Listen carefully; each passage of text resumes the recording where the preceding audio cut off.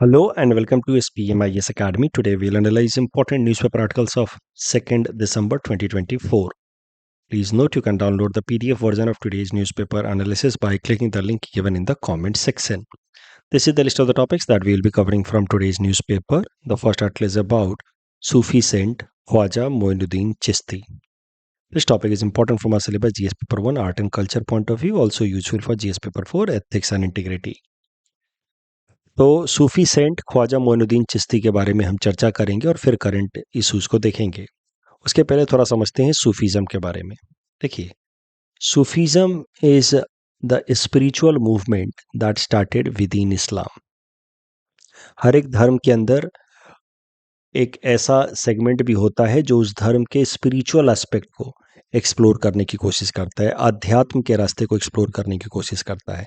It emphasises on purification of soul and inward search of God. खुद के भीतर भगवान को ढूंढने की कोशिश करता है। जैसे हिंदू धर्म के अंदर भक्ति मूवमेंट, आप वैसा ही मान सकते हैं इस्लाम के अंदर सूफीज़म या Sufi movement, where the Sufi saint would look forward to search for God within, purification of soul. और जैसे भक्ति मूवमेंट के जितने भी सेंट्स थे, they were are not orthodox as far as Hindu religion is concern, वो काफ़ी liberal थे। वैसे ही सूफी सेंट्स भी धर्म को लेकर के काफ़ी लिबरल थे। इसीलिए Sufi saints were respected by people from other religion also. Likewise जैसे कि भक्ति मूवमेंट के saints are respected by people of other religions, वैसे ही Sufi saints are also respected by people of other religion, because Sufi saints transcends religious and cultural boundaries, and they would talk about universal values like love, peace and unity. Sufism within Islam, आप मान सकते हैं इसकी शुरुआत 8th या 9th century AD के आसपास हुई, बट भारत के अंदर ये थोड़ा लेट आया। और भारत के अंदर इसको प्रोमिनेंट बनाने वाले इंसान का नाम है ख्वाजा मोइनुद्दीन चिश्ती, जिनसे रिलेटेड ये आर्टिकल है। सूफी सेंट, जैसा कि मैंने आपको बताया, दे आर एसेटिक्स, मतलब बिल्कुल मिनिमलिस्टिक जीवन बताने वाले साधु संत लोग इस्लाम के अंदर, वो सूफी सेंट कहे जाते हैं। And they would look forward for spiritual wisdom and contribution serving towards society, contribution towards society, and that is why such people are respected by people from other religions as well. जैसे हिंदू धर्म के लोग भी सूफी संतों को respect देते हैं, उनके दरगाह पे कुछ लोग चादर चढ़ाते हैं। इंपॉर्टेंट सूफी सेंट में भारत में सबसे महत्वपूर्ण सूफी सेंट में नाम है ख्वाजा मोइनुद्दीन चिश्ती का। ख्वाजा नाम नहीं है, ये टाइटल है। ख्वाजा मतलब होता है मास्टर, द लॉर्ड। ये टाइटल उनके रेस्पेक्ट में दिया गया मोइनुद्दीन चिश्ती को। भारत में और भी हैं काफ़ी प्रोमिनेंट सूफी सेंट, जैसे निजामुद्दीन औलिया या फिर कुतुबुद्दीन बख्तियार काकी, उनके बारे में हम लोग देखेंगे। उसके अलावा भारत से बाहर में जो प्रोमिनेंट सूफी सेंट, जैसे Rumi in Persia, Abdul Qadir Gilani of Iran, ये कुछ नाम अगर आप याद रख पाओ तो अच्छा रहेगा। तो ये है सूफी सेंट्स एंड सूफीज़म के बारे में। अब थोड़ा बात करते हैं ख्वाजा मोइनुद्दीन चिश्ती के बारे में। He was born in 1141 in Sistan province of Persia, जो आज मॉडर्न डे ईरान में है। माना जाता है कि he was descendant of prophet Muhammad, but he was orphaned at very early age only. At the age of 14 he lost his parents. और वो तब बहुत परेशान रहते थे, लाइफ में वेवर्ड हो गए थे, भटक गए थे। उस वक्त उनकी मुलाकात हुई एक एसेटिक सेंट, एक साधु से, इब्राहिम कांदोजी से।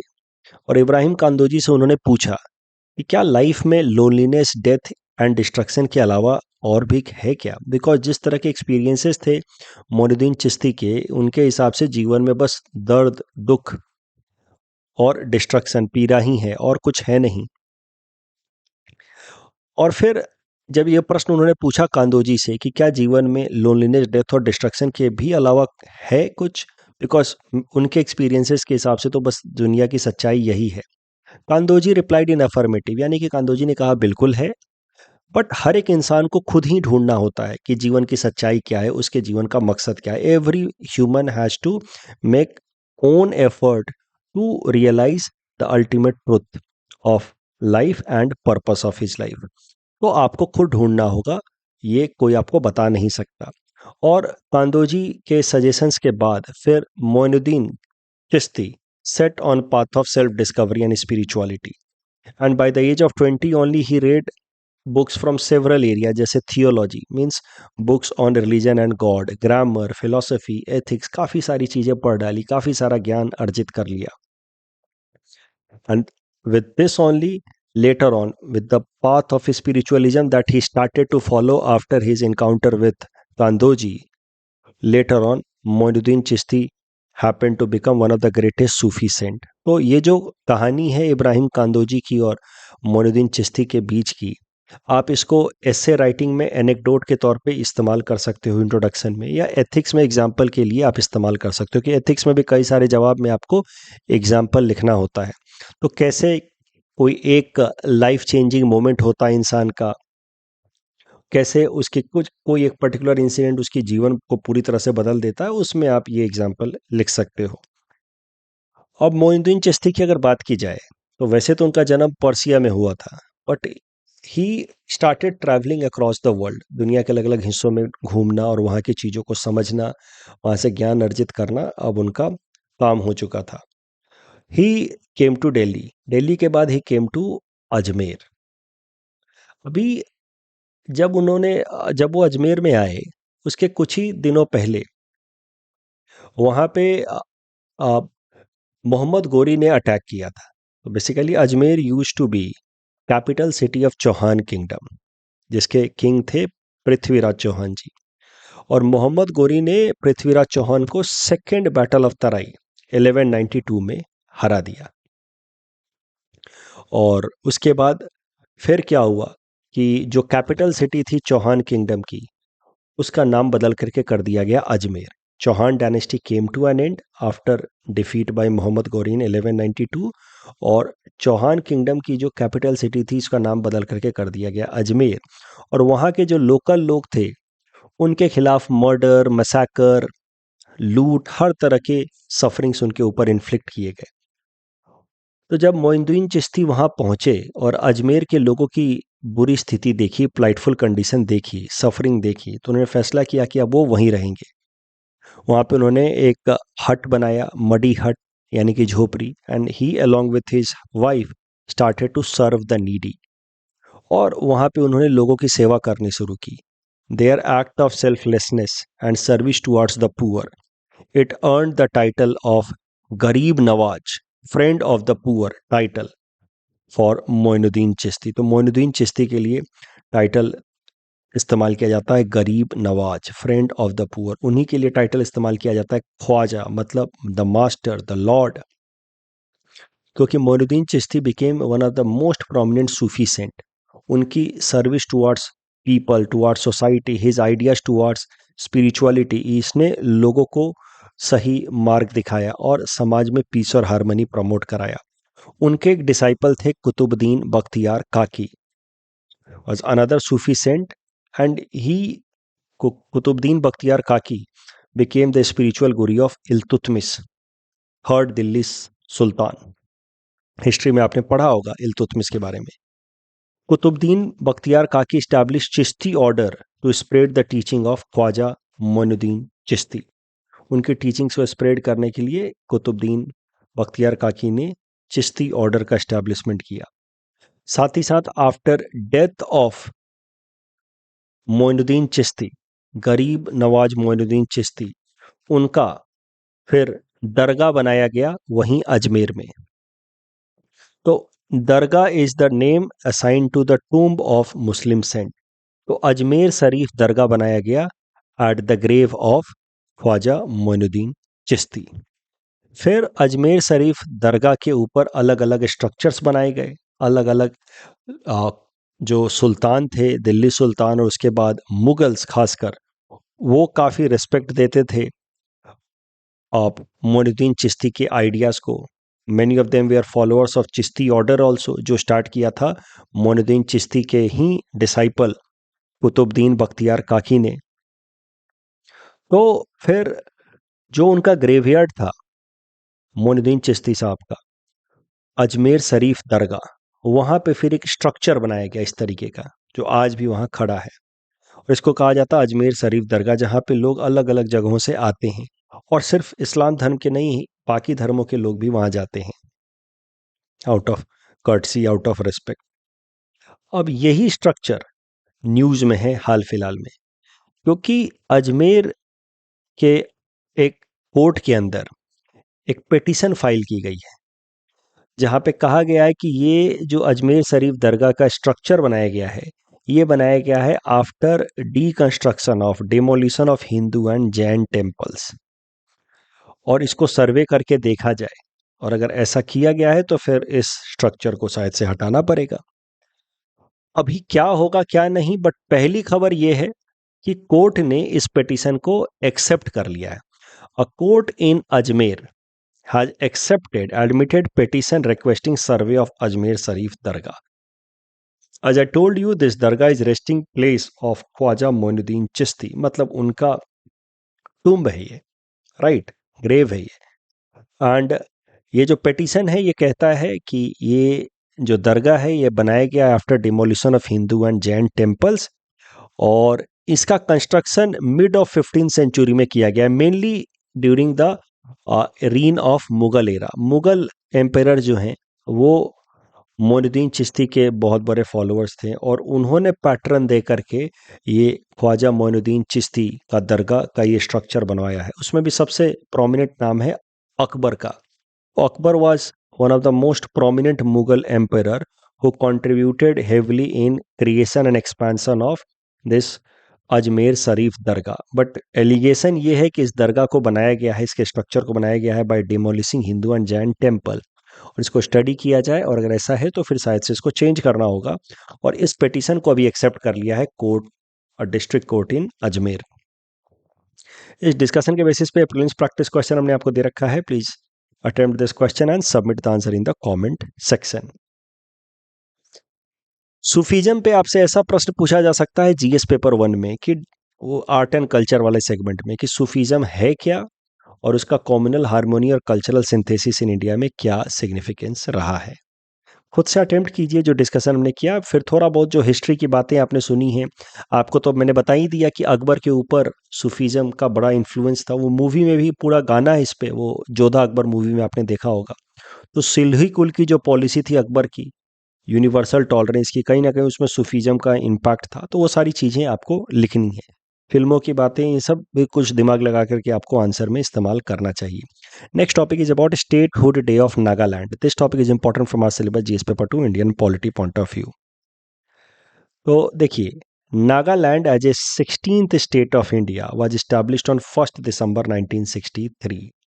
इस हिसाब से कल के दिन नागालैंड ने सेलिब्रेट किया 62nd स्टेटहुड डे। नागालैंड की हिस्ट्री की अगर बात की जाए तो भारत की आज़ादी के बाद Nagaland was a part of Assam state only. It was a province of Assam state only. But इस रीजन के लोग जो हैं वो ऑटोनॉमी चाहते थे। They demanded A separate statehood, और उनके इसी डिमांड को पूरा करते हुए फिर कानून लाया गया स्टेट ऑफ नागालैंड एक्ट 1962, जिसके अंतर्गत नागालैंड को सेपरेट स्टेटहुड दे दिया गया।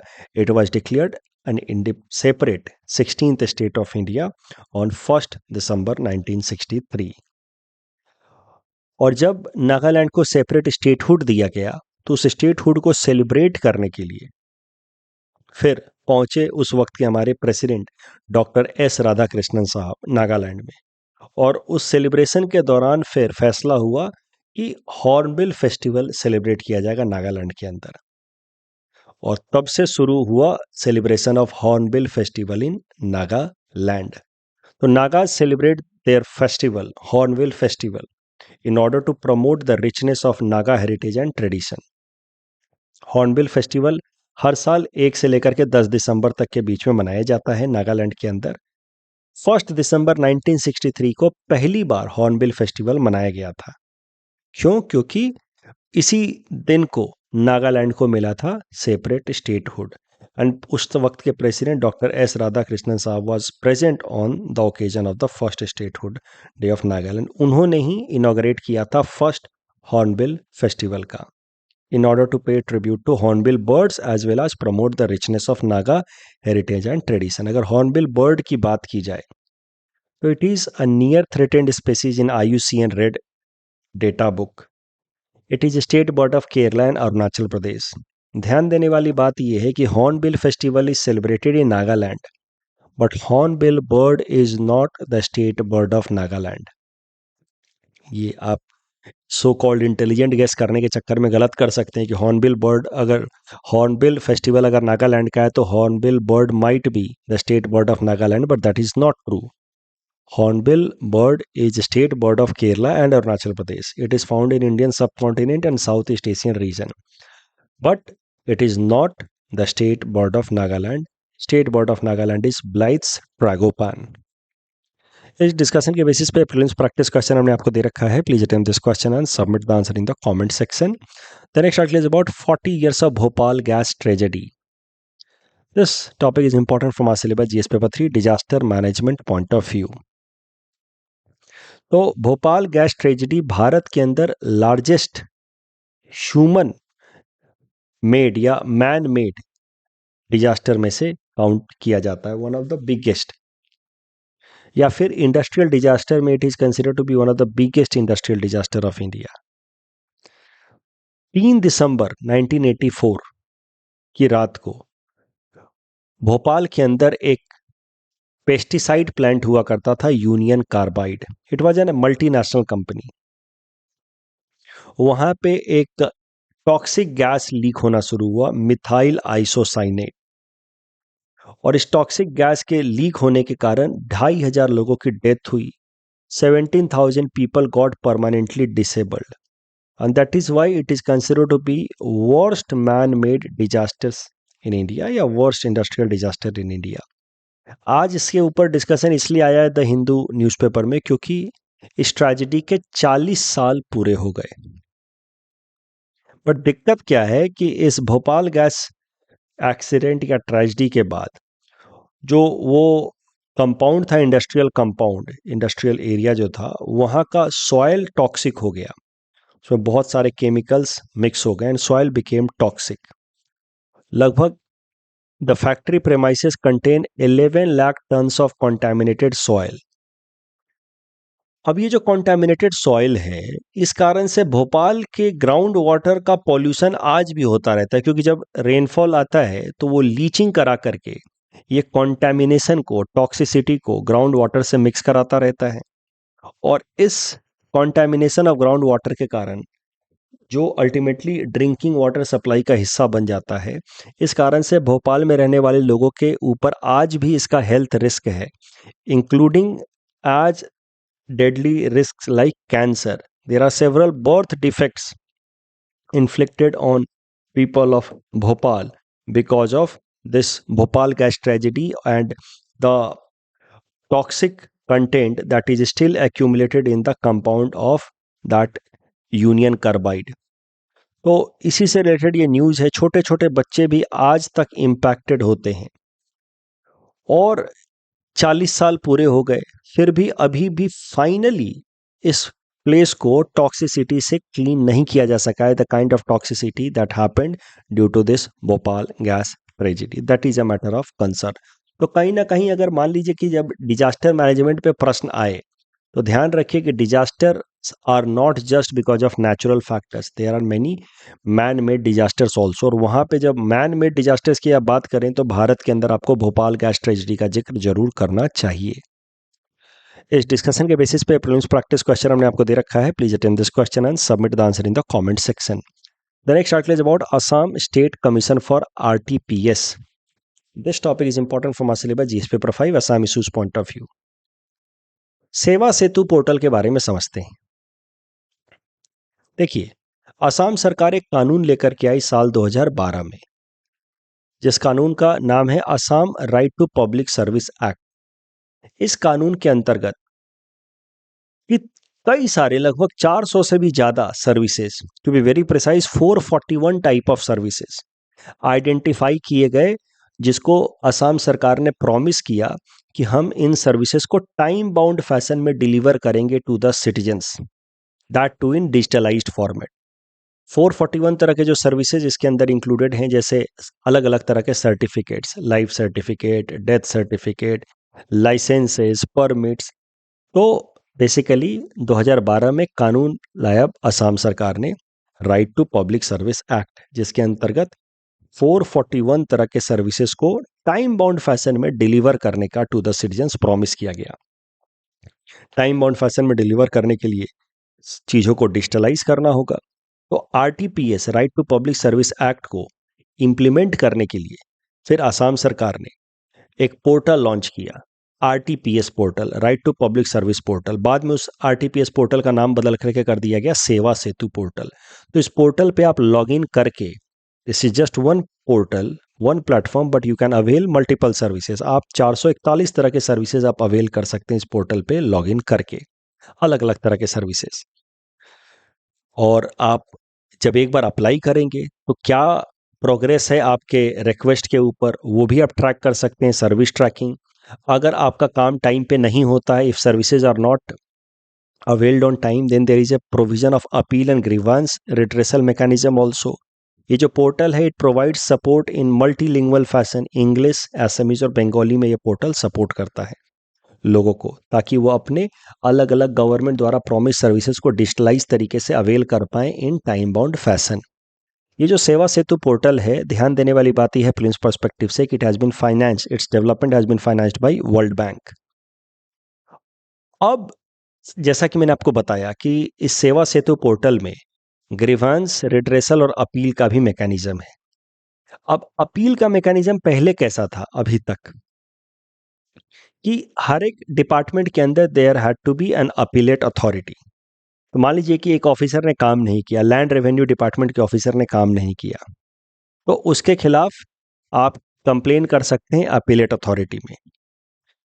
तो हर एक डिपार्टमेंट में there would be first appellate authority, जिसके पास पावर होता है फाइन इम्पोज करने का फ्रॉम 100 रुपीज टू 5000 रुपीज। तो एक ऑफिसर ने काम नहीं किया अपना टाइम पे, as per the commitment under RTPS, अगर ऑफिसर ने काम नहीं किया, तो अलग अलग तरह के सर्विसेज के लिए कमिटमेंट है कि ये सर्विस आपको इतने दिनों में डिलीवर होगी, ये सर्विस इतने दिनों में डिलीवर होगी। ये सारे कमिटमेंट आपको इस पोर्टल पे जाकर के देख सकते हैं कि लाइफ सर्टिफिकेट आपका इतने दिन में बन जाएगा, डेथ सर्टिफिकेट किसी का बनवाना इतने दिन में बन जाएगा, लाइसेंस इतने दिनों में मिल जाएगा, परमिट इतने दिनों में मिल जाएगा। अब अगर किसी डिपार्टमेंट ने अपना काम टाइम पे नहीं किया as per the commitment made under सेवा सेतु पोर्टल, तो आप उस डिपार्टमेंट के फर्स्ट अपीलेट अथॉरिटी में कंप्लेन कर सकते हैं। और वो फर्स्ट जो अपीलेट अथॉरिटी है वो फाइन लगा सकती है उन तमाम ऑफिसर्स के ऊपर जो इस नेग्लिजेंस के पीछे रिस्पॉन्सिबल हैं। वो फाइन 100 रुपए से लेकर के 5000 रुपए तक का हो सकता है। अगर आप पहले अपीलेट अथॉरिटी के फैसले से खुश नहीं हैं, then you can appeal at second appellate authority, जिसके पास पावर है to impose fine up to ₹7,000। ध्यान देने वाली बात यह है कि the appellate authorities can fine या put penalty on highest possible officers. For example, even the chief secretary can be fined by the appellate authorities. ठीक है, तो ये सब दिखाता है कि असम सरकार is committed to deliver services towards the people in digitalised and time bound fashion. अब अपीलेट अथॉरिटी के ऊपर एक और बॉडी बना दी है असम सरकार ने under right to public service act. उसका नाम है असम स्टेट कमीशन। तो यही है current news. Assam state commission has been created for better implementation of right to public service act.